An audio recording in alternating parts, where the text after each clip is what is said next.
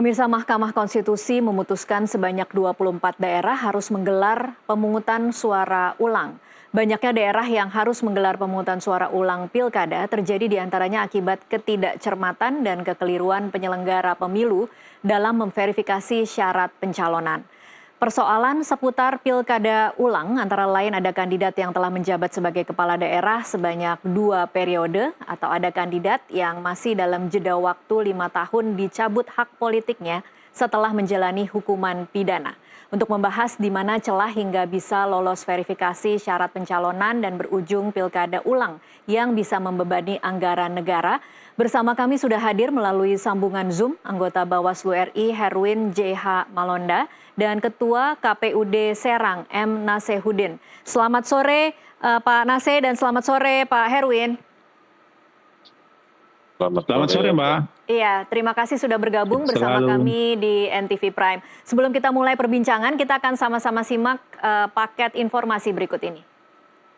7 nomor 261. Persoalan seputar pilkada ulang, antara lain karena adanya kandidat yang telah menjabat sebagai kepala daerah sebanyak 2 periode.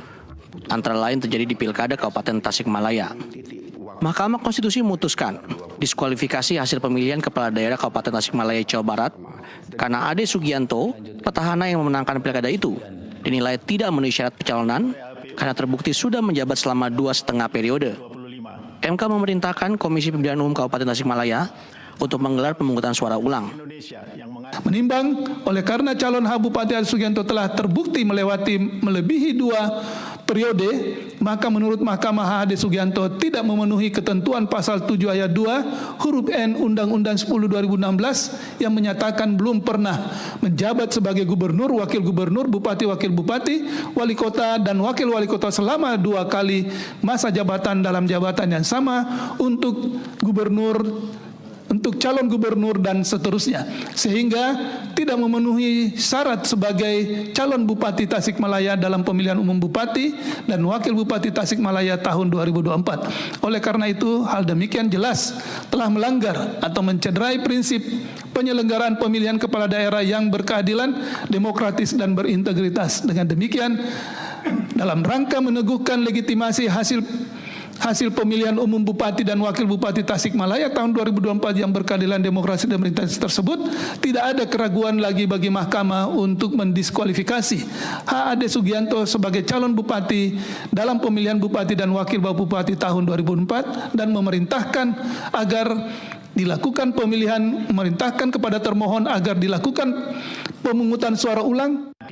Putusan MK tersebut tentunya mengundang reaksi dari masyarakat di Kabupaten Tasikmalaya, terutama pendukung, tim sukses, dan kader partai politik pengusung, karena putusan tersebut telah menggugurkan perolehan suara terbanyak yang sudah diplenokan oleh KPU Kabupaten Tasikmalaya pada 6 Desember 2024. Kembali dilaksanakannya pemilihan Bupati dan Wakil Bupati Tasikmalaya tentu tidak hanya membutuhkan anggaran yang besar, melainkan juga harus bisa memastikan keamanan selama tahapan saat pemungutan, penghitungan, sampai akhir penetapan perolehan suara. Tim jurnalis NTV melaporkan.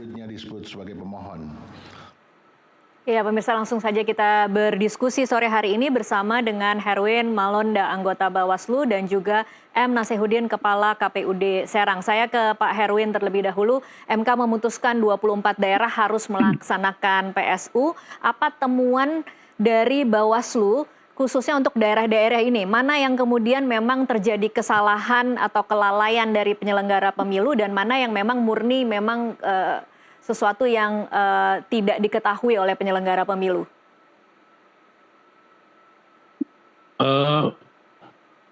Mbak, kalau putusan Mahkamah Konstitusi ya kita kan berdasarkan RDP dengan Komisi 2 memang penyelenggara pemilu KPU dan Bawaslu RI diberikan kewajiban untuk melakukan evaluasi seluruh jajarannya, dan kalau Bawaslu saat ini masih dalam proses itu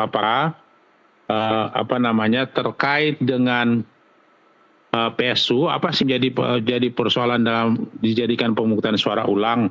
Kita lagi melakukan proses evaluasi secara berjenjang. Bawaslu memerintahkan kawan-kawan Bawaslu provinsi untuk melakukan evaluasi kepada Bawaslu kabupaten kota dan khusus Papua karena memang pemilihannya diulang tingkat provinsi, itu jadi kewajiban Bawaslu untuk melakukan evaluasi.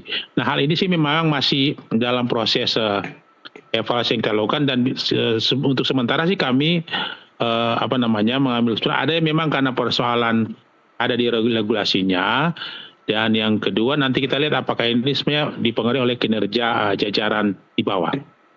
Kalau Anda menyebutkan itu memang pengaruh regulasi, contohnya seperti apa, Pak Herwin? Contohnya kan terkait dengan ini, terkait dengan 2 periode itu kan sebenarnya ada di peraturan KPU nomor 8 tahun 2024. Terkait dengan 2 periode kan sebenarnya disebutkan dalam PKPU bahwa itu dihitung 1 periode itu sejak dilantik. Nah, sejak dilantik, dan peraturan KPU itu sebenarnya kan dihasilkan dalam suatu proses yang RDP dengan DPR, yang dihadiri oleh DPR, kemudian penyelenggara pemilu dan pemerintah, dalam hal ini Kemendagri. Sudah dihasilkan, kemudian sebenarnya evaluasi ini kami sudah mulai lakukan, apa yang terkait dengan regulasi. Kemarin 2 hari atau 3 hari lalu, ada rapat tripartit antara KPU, Bawaslu, dan DKPP yang membahas seluruh terkait dengan apakah ini putusan Mahkamah Konstitusi terkait dengan regulasi atau juga terkait dengan kinerja. Untuk ini sih masih minta maaf belum bisa kami sampaikan karena masih dalam proses evaluasi di tingkat kami. Soal ini, mungkin dalam waktu dekat kita bisa komunikasikan dengan ini. Ya, oke.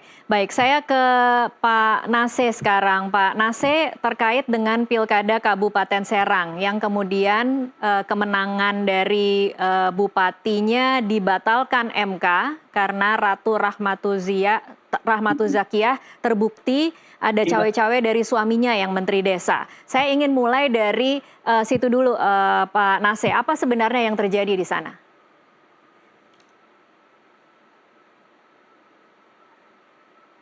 Pak Nase, mohon maaf, audionya tidak terdengar. Baik, terima kasih Mbak. Pertama, kaitan dengan putusan MK, saya kira kami selaku penyelenggara tidak bisa berkomentar atau mengomentari putusan ya, karena kita kan selaku user terhadap sebuah putusan yang jelas putusan MK ya hukumnya wajib harus ditindaklanjuti, itu prinsipnya. Jelas apa yang telah diputuskan kita segera mempersiapkan, kemudian juga berkoordinasi berkaitan dengan bagaimana teknis pelaksanaan pemungutan suara di Kabupaten Serang. Saya kira itu. Mohon maaf Pak Nase, ini audionya agak kurang jelas, mungkin Jelas ya. Mungkin bisa di. Sudah jelas, Mbak? Ya, ya mungkin tidak harus menggunakan earphone, mungkin Pak Nase. Saya agak di jalan sih. Ya, agak di jalan. Baik, oke. Informasi terakhir yang kita ketahui adalah jadwalnya 19 April ya Pak Nase. Seperti apa persiapannya mungkin untuk PSU? Ini kita baru pulang rakor ya di KPU RI dengan kabupaten kota di se-Indonesia yang melaksanakan tindak lanjut dari putusan MK. Draft usulannya memang yang kan waktunya ada macam-macam tuh, ada yang 60 hari, ada yang 45 hari, kemudian ada yang 90 hari dan seterusnya. Nah, untuk Serang ini kategori 60 hari. Dan di draft usulannya sebagaimana yang sudah dipresentasikan oleh KPU RI adalah untuk Kabupaten Serang tanggal 19 April di hari Sabtu, itu untuk pelaksanaannya. Kemudian kita juga mempersiapkan berkaitan dengan perencanaannya, sambil juga kita menunggu juknis atau juga petunjuk teknis pelaksanaan pemungutan suara ulang tersebut. Saya kira itu, Mbak. Baik, ini artinya tidak ada kampanye lagi kan ya Pak Nase, jadi langsung kemudian ke tahapan pemilihan pemungutan suara ulang. Nah, di banyak kejadian sebelumnya ketika dilakukan PSU kan ada penurunan jumlah partisipasi. Apa kira-kira antisipasi dari KPUD untuk mengatasi hal itu? Berkaitan dengan hal itu, ini menjadi antisipasi kita ya. Kita sudah melakukan koordinasi dengan berbagai pihak, terutama juga stakeholder, baik itu pemerintah daerah, kemudian juga aparatur pemerintah lainnya, dalam rangka bagaimana menjaga partisipasi ini.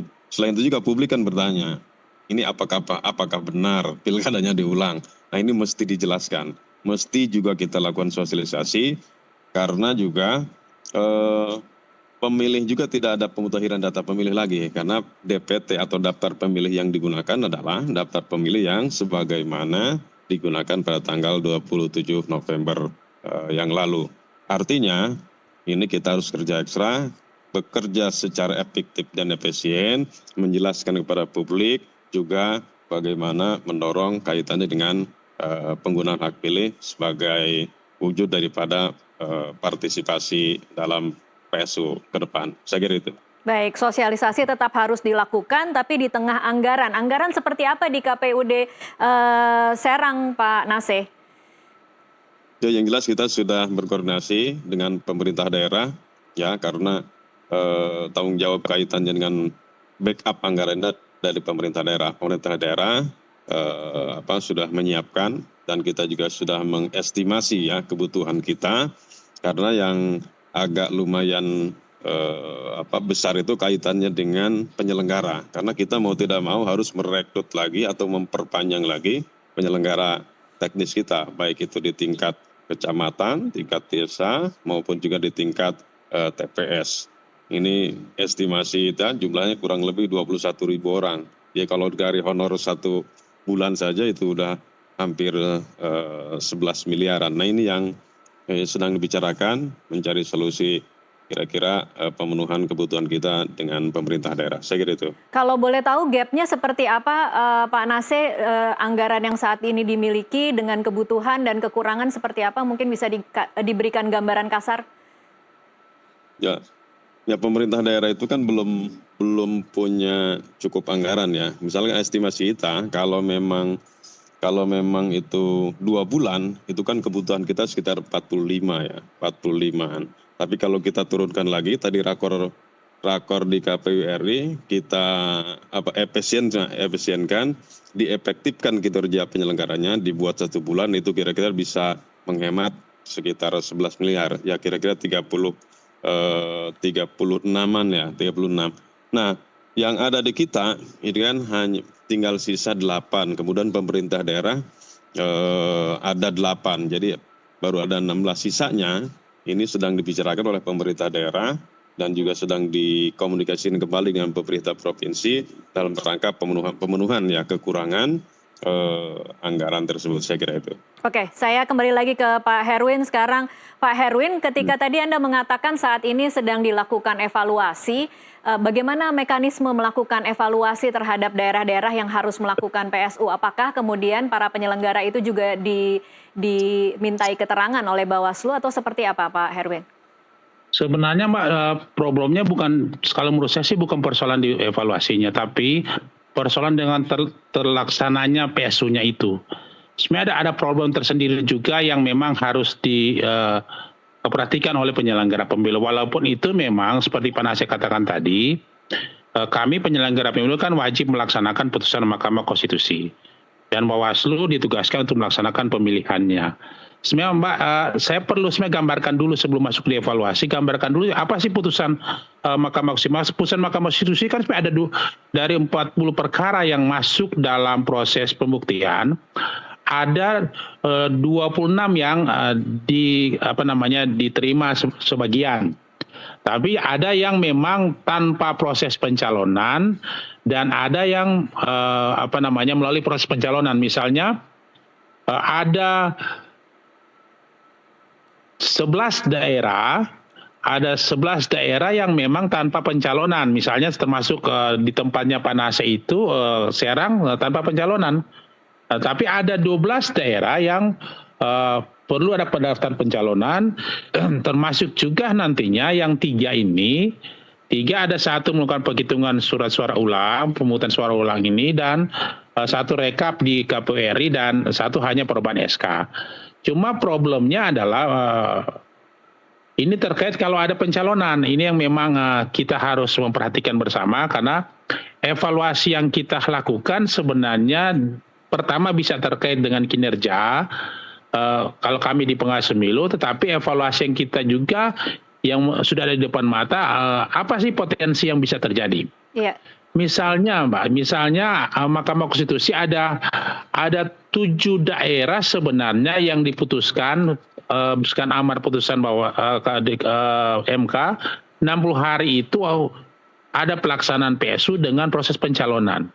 Ini sebenarnya harus ditindaklanjuti oleh penyelenggara. Kami lagi menunggu atau bisa saja dalam waktu dekat ini akan membahas dengan KPU terkait dengan KPU menerbitkan tentang jadwalnya. Apakah jadwal itu akan diterbitkan dalam bentuk PKPU? Saya juga masih berharap dalam bentuk peraturan KPU atau dalam bentuk yang lain. Tapi sebenarnya harus memperhatikan juga terkait dengan keterpenuhan waktu penegakan hukumnya. Misalnya dalam proses 60 hari ini ada pencalonan kan ada potensi untuk sengketa. Nah ini memang kita akan simulasikan proses sengketa di Bawaslu sampai Mahkamah Agung apakah sebenarnya cukup atau tidak dalam melakukan proses ini karena bisa saja terkait dengan waktu pencalonannya termasuk juga waktu ketersediaan logistik. Kemudian yang kedua sebenarnya begini, dari seperti mungkin saya sarankan mungkin ada pengaturan-pengaturan, ada juga memang Mahkamah Konstitusi memutuskan bahwa pelaksanaan PSU itu selain didahului dengan proses pencalonan, ada juga ditambahkan ada proses kampanye. Nah, kampanye itu pun hanya ada yang diputuskan cukup 1 hari dalam bentuk debat, tetapi ada juga yang diputuskan ada kampanye. Cuma problemnya adalah seperti di Serang kan tidak ada putusan untuk dilakukan kampanye. Pertanyaannya adalah memang harus dibicarakan bersama bahwa dalam kurun waktu 60 hari sejak putusan ini dan terutama juga 45 hari dan 90 hari yang lain, bagaimana merumuskan apabila ada calon yang baru diperkenalkan karena dia masuk dalam proses pencalonan yang baru, apakah dia akan kampanye atau juga daerah-daerah yang tidak ada pencalonan itu konteks bagaimana kita melakukan ini. Baik. Apalagi Mbak ini ada problem tersendiri. Karena di bulan ini kan bulan puasa, maka bisa saja ada kegiatan-kegiatan keagamaan yang menyerempet-nyerempet berharap terkait proses-proses pemenangan. Nah ini memang harus kami rumuskan tadi. Dan yang paling akhir ya tadi kita selain melakukan evaluasi, kita mempersiapkan jajaran kita. Evaluasi ini kan tidak sekedar kepada kawan-kawan yang bersifat permanen, ke Bawaslu Provinsi dan Bawaslu Kabupaten Kota. Kami saat ini lagi mempersiapkan kawan-kawan ad hoc kita yang memang sesuai dengan kebijakan Bawaslu, kita akan mengaktifkan kembali yang kemarin tetapi dengan bentuk evaluasi. Nah evaluasi ini yang kalau memang masih memenuhi syarat kita akan lakukan. Kita sebenarnya dalam proses ini kami sudah memprediksi ada 18.972 jajaran pengawas pemilu yang nantinya akan bertugas dalam proses PSU, pemungutan suara ulang dan rekapitulasi penghitungan suara-suara ulang. 18.000 ini 1972 itu terdiri dari yang Panwascam 1.056, Panas Kepala Desa 3.822 dan pengawas TPS itu 14.094 orang. Nah ini yang memang kita lagi siapkan sambil berdasarkan evaluasi yang ada. Juga memang kita ya mudah-mudahan dalam waktu dekat kita lihat apakah memang hasil evaluasi kami kawan-kawan kabupaten kota ada yang kinerja tidak baik, ada 2 kemungkinan bisa dilakukan. Pertama, dilakukan pendampingan ketat oleh kawan-kawan Bawaslu Provinsi sebagai kepanjangan tangan dari Bawaslu RI, karena Bawaslu RI adalah penanggung jawab akhir pelaksanaan pemilihan, atau nanti kalau toh memang dia pandang perlu sudah tidak melakukan, maka bisa saja itu diambil alih oleh Bawaslu Provinsi tugas-tugasnya. Tapi ini masih dalam proses evaluasi sambil kami sebenarnya ukurannya evaluasi tidak segera oleh Bawaslu sendiri, tapi sebenarnya kan sudah mulai ada putusan-putusan DKPP terkait pilkada. Hari ini sudah ada putusan-putusan DKPP terkait dengan kinerja etik dari kawan-kawan di daerah. Itu salah satu patokan yang Bawaslu untuk melakukan evaluasi. Baik. Ini kalau mendengar penjelasan dari Pak Herwin cukup rumit dengan waktu yang sangat sempit dengan kompleksitas yang sangat tinggi ya Pak Herwin. Tapi sayang sekali waktunya hampir habis. Saya hanya bisa memberikan pertanyaan terakhir untuk Pak Nase. Tadi Pak Nase mengatakan tidak bisa komentar terhadap putusan MK, tapi saya ingin apa kira-kira pembelajaran dari pilkada yang kemarin agar tidak terulang di PSU nanti, Pak Nase? Singkat saja. Mohon maaf audionya Pak Nase. Ya, saya kira semua pihak ya harus patuh terhadap regulasi yang sudah ditentukan. Nah, oleh karenanya kita akan melakukan rapat koordinasi untuk memastikan agar tidak terjadi hal-hal yang berpotensi melanggar. Ya, dan kami juga ingin jangan sampai ada gugatan MK Jilid 2 gitu. Iya. Mudah-mudahan sudah selesai di sini dan semuanya diberikan kesempatan, berikan porsi yang sama untuk melaksanakan pemungutan suara ulang secara fair. Saya kira itu. Oke, baik. Terima kasih Pak Nasehudin dan Pak Herwin untuk waktunya bersama kami di NTV Prime. Ya. Dan pemirsa, kami akan break sejenak, kami akan kembali usai jeda berikut.